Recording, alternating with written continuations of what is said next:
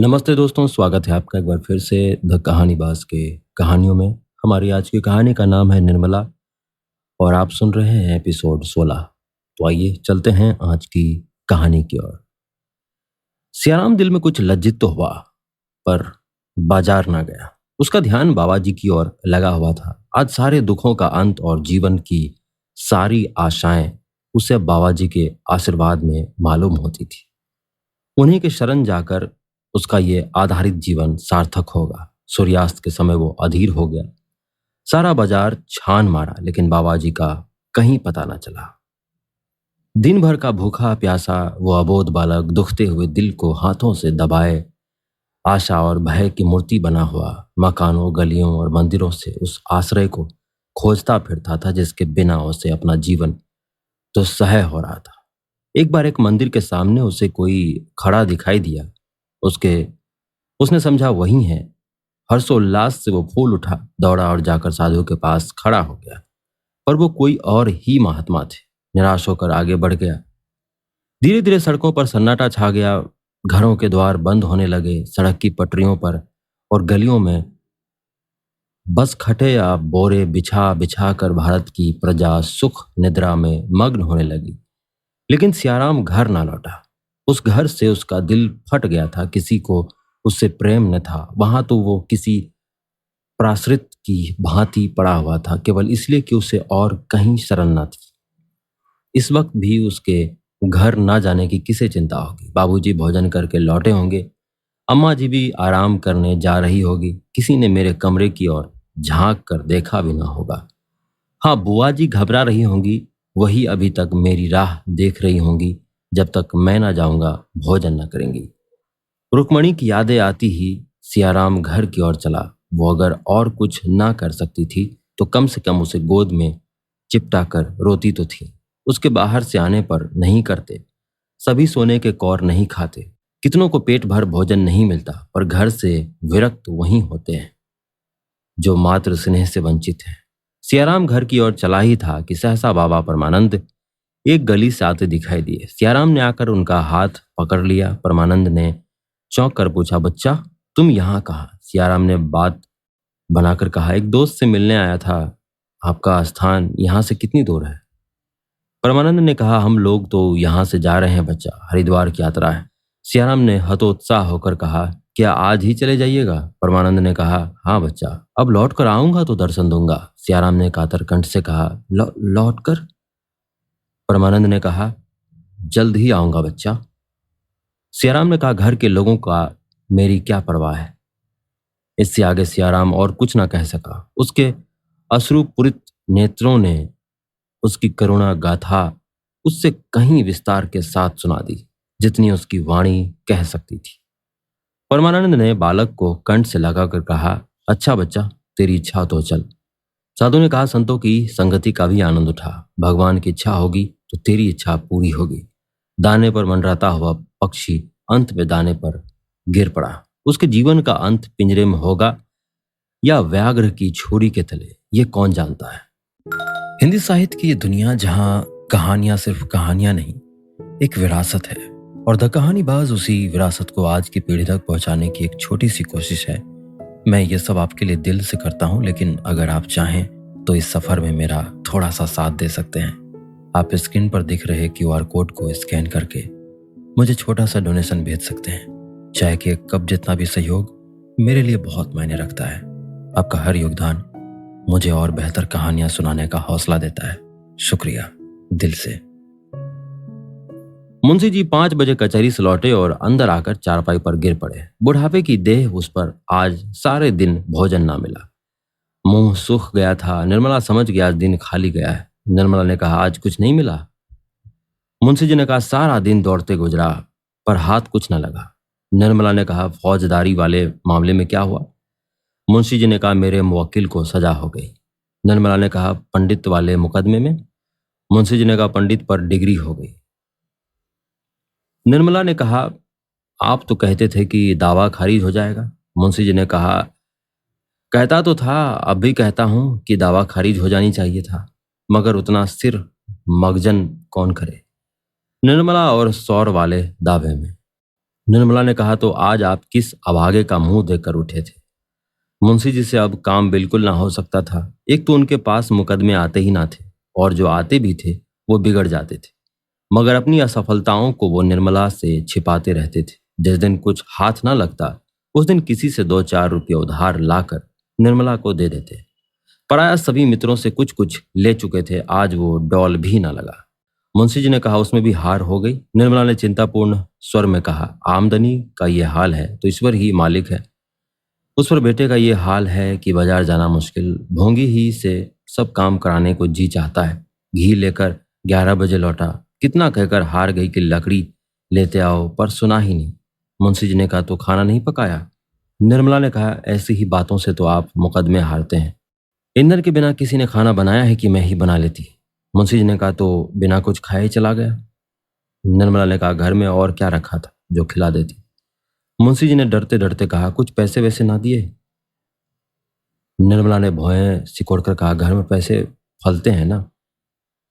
मुंशी जी ने कुछ जवाब न दिया। जरा देर तो प्रतीक्षा करते रहे कि शायद जलपान के लिए कुछ मिलेगा, लेकिन जब निर्मला ने पानी मंगवाया तो बेचारे निराश होकर बाहर चले गए। सियाराम के कष्ट का अनुमान करके उनका चित्त चंचल हो उठा। सारा दिन गुजर गया, बेचारे ने अभी कुछ ना खाया, कमरे में पड़ा रहोगा। एक बार भोंगी ही से लकड़ी मंगा ली जाती, ऐसा क्या नुकसान हो जाता? ऐसी किफायत भी किस काम की, घर के आदमी भूखे रह जाए?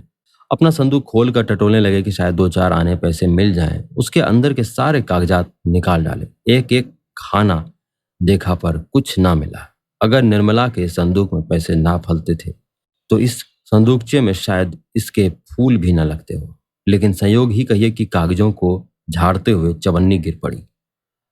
मारे हर्ष के मुंशी जी उछल पड़े। बड़ी बड़ी रकमें इसके पहले कमा चुके थे, पर यह चवन्नी पाकर इस समय इन्हें जितना आह्लाद हुआ उतना पहले कभी ना हुआ था।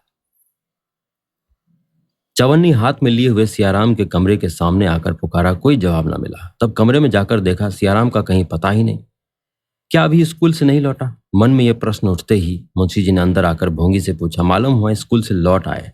मुंशी जी ने पूछा, कुछ पानी पिया है? भोंगी ने कुछ जवाब न दिया, नाक सिकोड़कर मुंह फेरते हुए चली गई। मुंशी जी आहिस्ता आहिस्ता आकर अपने कमरे में बैठ गए।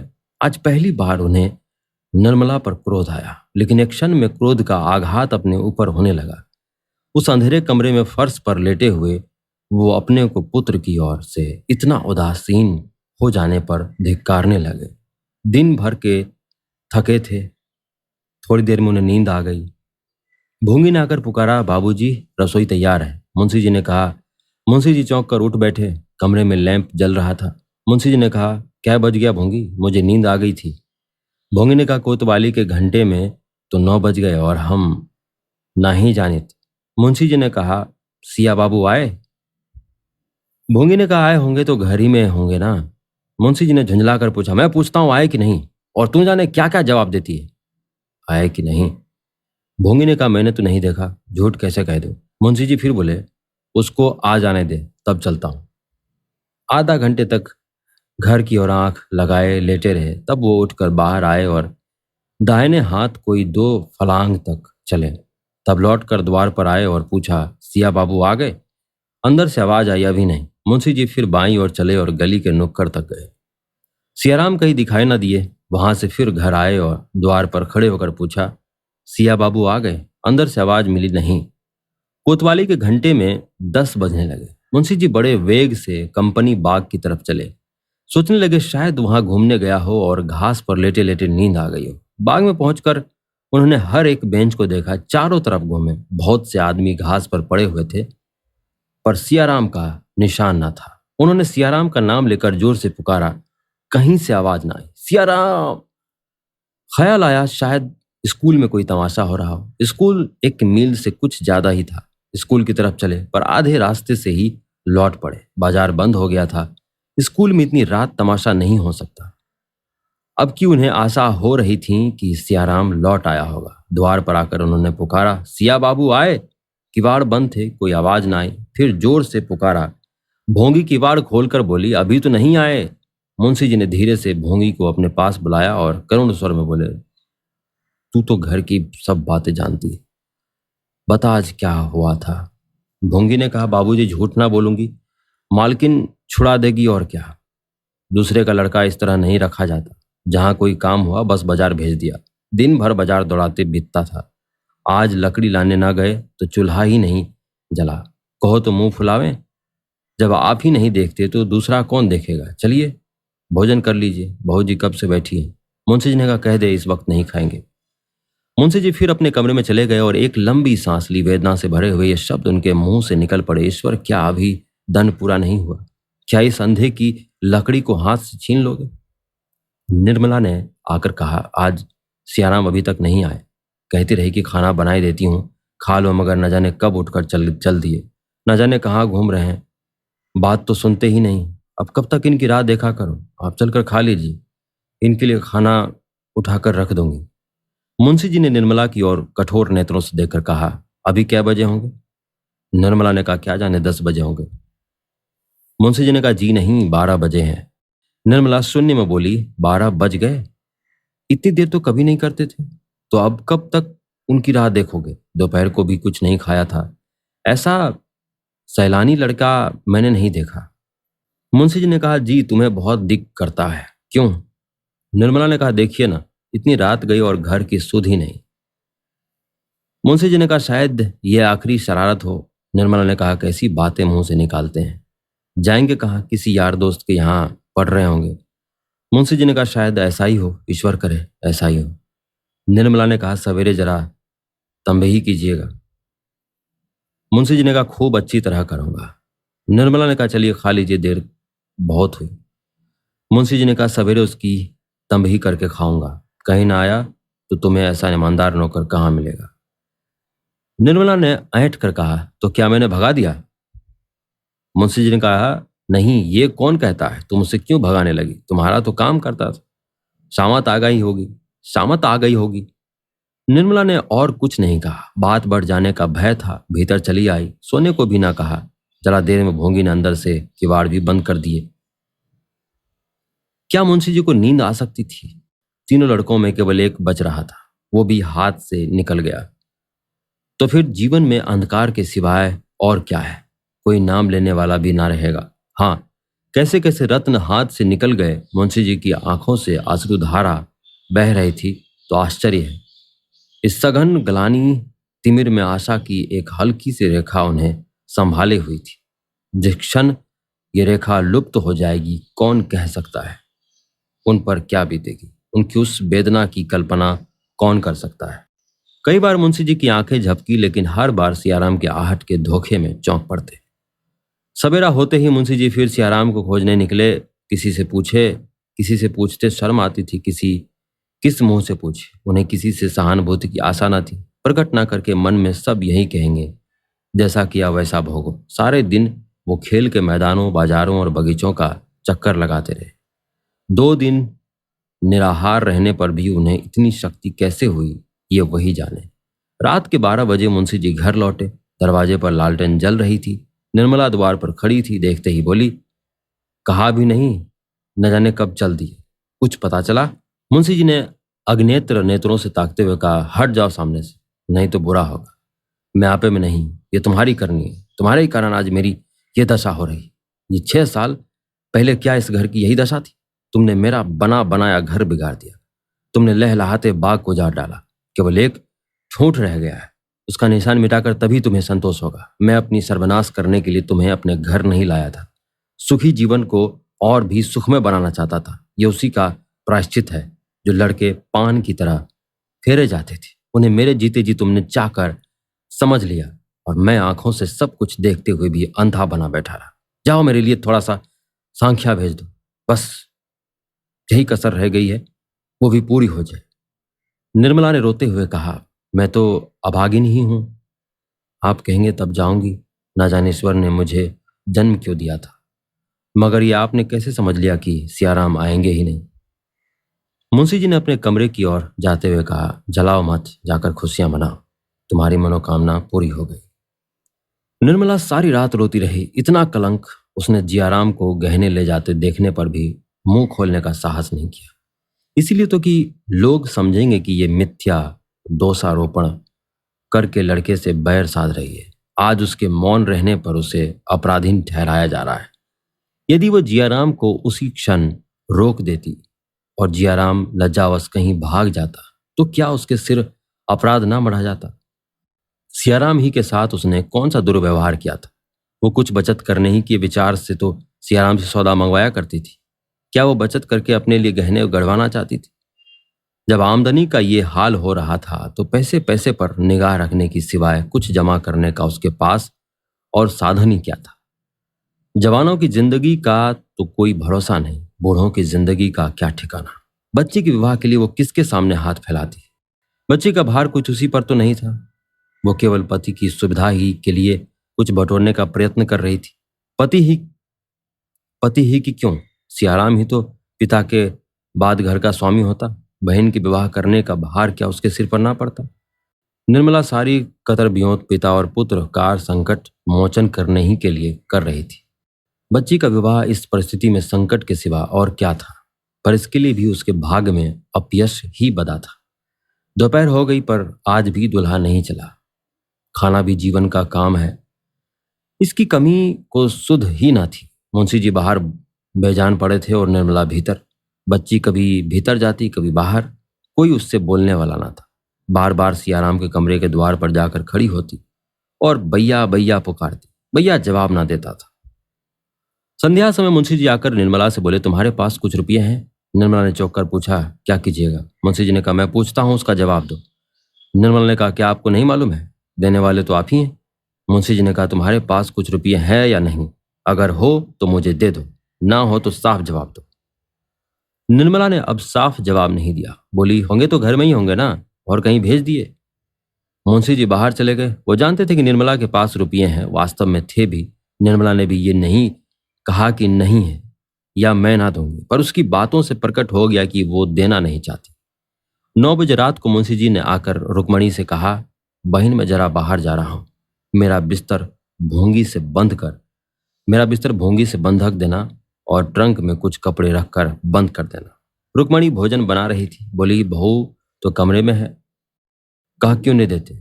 कहाँ जाने का इरादा है?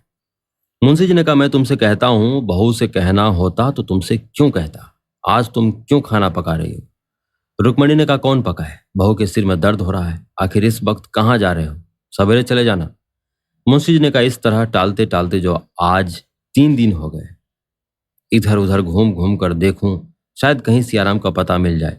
कुछ लोग कहते हैं कि एक साधु के साथ बातें कर रहा था, शायद वही कहीं बहका ले गया हो। रुक्मणी ने कहा, तो लौटोगे कब तक?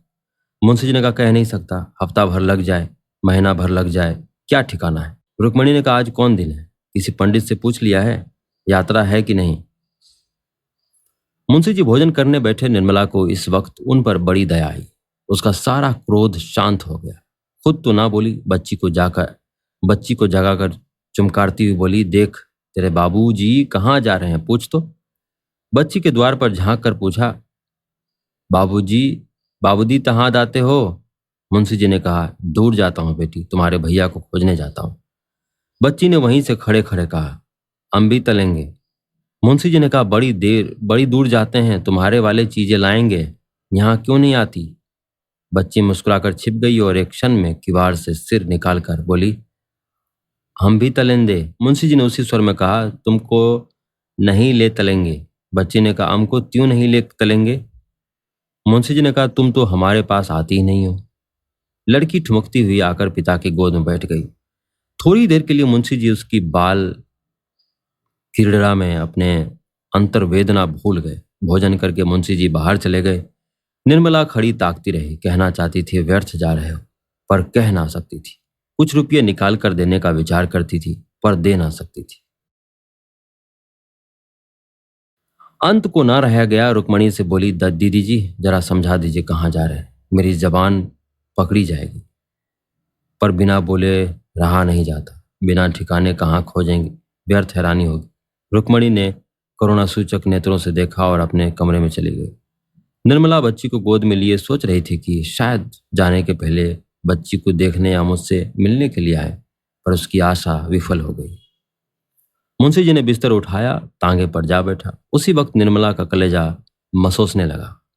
उसे ऐसा जान पड़ा कि अब उनसे भेंट न होगी। वो अधीर होकर द्वार पर आई कि मुंशी जी को रोक ले, पर तांगा जा चुका था। हिंदी साहित्य की ये दुनिया जहां कहानियां सिर्फ कहानियां नहीं, एक विरासत है, और द कहानीबाज उसी विरासत को आज की पीढ़ी तक पहुंचाने की एक छोटी सी कोशिश है। मैं ये सब आपके लिए दिल से करता हूं, लेकिन अगर आप चाहें तो इस सफर में मेरा थोड़ा सा साथ दे सकते हैं। आप स्क्रीन पर दिख रहे QR कोड को स्कैन करके मुझे छोटा सा डोनेशन भेज सकते हैं। चाहे कि एक कप जितना भी सहयोग मेरे लिए बहुत मायने रखता है। आपका हर योगदान मुझे और बेहतर कहानियां सुनाने का हौसला देता है। शुक्रिया दिल से।